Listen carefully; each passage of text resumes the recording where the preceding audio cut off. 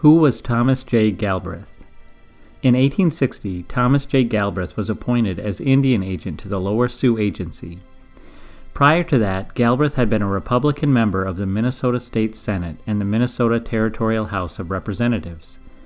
As agent to the Sioux or Dakota, he was charged with fulfilling treaty obligations to the Dakota and with enforcing Indian Affairs code, such as regulating the traders.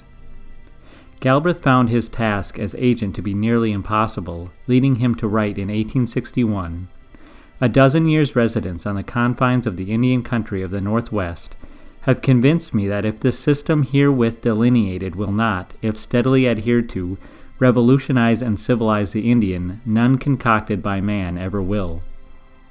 This belief led Galbraith to resign in the spring of 1862, but he later agreed to hold his resignation until the annuity payment had been made that year.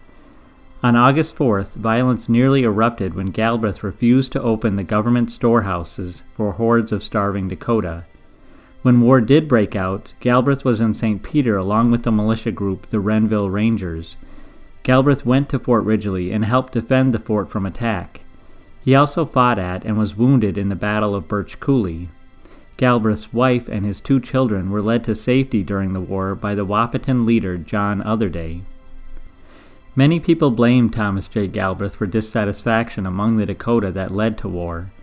Even the Dakota leader Little Crow accused Galbraith in a letter to Colonel Sibley, writing, "For what reason we have commenced this war I will tell you. It is on account of Major Galbraith." But Galbraith defended himself, writing, "I can prove that never at any time in their history have the Sioux of the Mississippi been better supplied with provisions, clothing, implements, seeds, and aids to plant than during my administration." Following the war, 2 congressional investigations exonerated Galbraith from allegations that his conduct at the agency brought on the U.S.-Dakota War.